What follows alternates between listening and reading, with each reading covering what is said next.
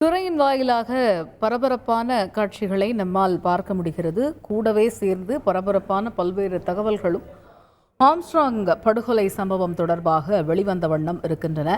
முழு விவரங்களையும் அறிவோம். எமது செய்தியாளர் சாலமன் இணைகிறார். சாலமன், இப்ப இந்த விவகாரத்தில் ஸ்கெட்ச் போட்டு கொடுத்தது ஒரு ஆட்டோ ஓட்டுநரும் சரித்திர பதிவேடு குற்றவாளியுமான திருமலை என்கிற ஒரு பரபரப்பான தகவல் இருக்கிறது. மற்றொரு புறம் பார்க்குறோம், நம்ம ஆம்ஸ்ட்ராங்கினுடைய ஆதரவாளர்கள் கைது செய்யப்பட்டு காவல்துறையினுடைய வாகனத்தில் ஏற்றிச் செல்லப்படக்கூடிய காட்சிகளையும் பார்க்க முடிகிறது. முழு விவரங்கள் என்ன?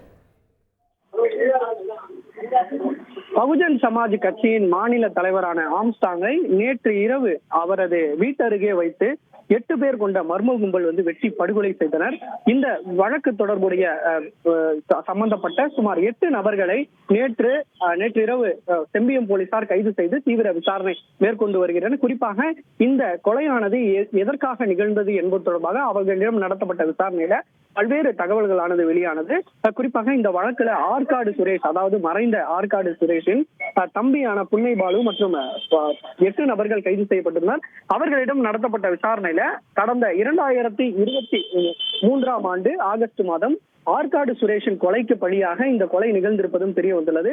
மேலும் அவர்களிடம் நடத்தப்பட்ட விசாரணையில ஒரு திடுக்கிடும் தகவல்களானது வெளியாகியுள்ளது. இந்த ஆம்ஸ்ட்ராங் கொலை செய்ய திட்டமிட்டு கொடுத்தது, ஸ்கெட்ச் போட்டு கொடுத்தது ஒரு ஆட்டோ ஓட்டுநரான திருமலை என்பதும் தெரிய வந்தது.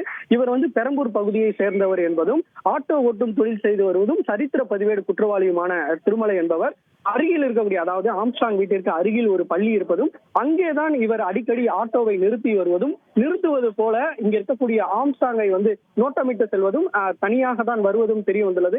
இவர் அடிக்கடி இந்த கட்டி வரக்கூடிய கட்டுமான பணிகளை பார்த்து வருவதால் அவரது குறைந்த அளவிலான நண்பர்கள் வருவதையும் ஆற்காடு சுரேஷின் சகோதரர் புன்னை பாலுவிற்கு இவர் தகவல் கொடுத்ததும் தெரிய வந்துள்ளது.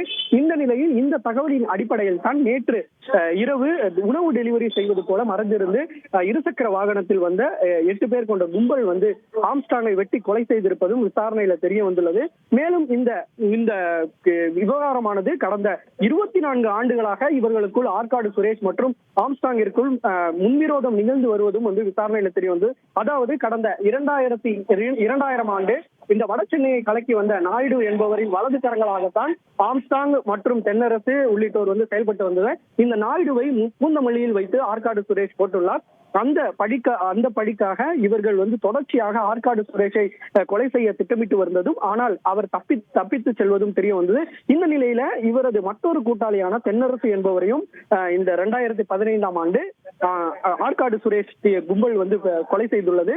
இந்த கொலையையும் இவரை விட்டுவிட்டால் மேலும் பல பேரை கொலை செய்ய வாய்ப்பு இருப்பது என்பதால் ஆம்ஸ்ட்ராங் ஸ்கெட்ச் போட்டு கொடுத்து கடந்த வருடம் 2023ஆம் ஆண்டு ஆகஸ்ட் மாதம் பட்டினப்பாக்கத்தில் வைத்து ஆற்காடு சுரேஷை கொலை செய்துள்ளார். ஆனால் இந்த வழக்கில் ஆம்ஸ்ட்ராங்கின் பெயர் அடிபட்டாலும் அவர் மீது எந்த விதமான வழக்கு பதிவும் செய்யப்படவில்லை என கூறப்படுகிறது. இந்த நிலையில இவரை கொலை செய்தது மட்டுமின்றி ஆம்ஸ்ட்ராங் மற்றும் அவரது நண்பர்களான ஒத்தைக்கண்ணு அந்த ஜெய்பால் என்பவரும் ஆற்காடு சுரேஷின் சகோதரரான இவர் புன்னை பாலையும் வந்து மிரட்டியதாக கூறப்படுகிறது. இதனால் உடனடியாக கொலை செய்ய வேண்டும் என்ற நோக்கத்துடன் இந்த நோட்டமிட்டு ஆம்ஸ்ட்ராங்கை கொலை செய்திருப்பதும் விசாரணையில வந்து தெரிய வந்துள்ளது.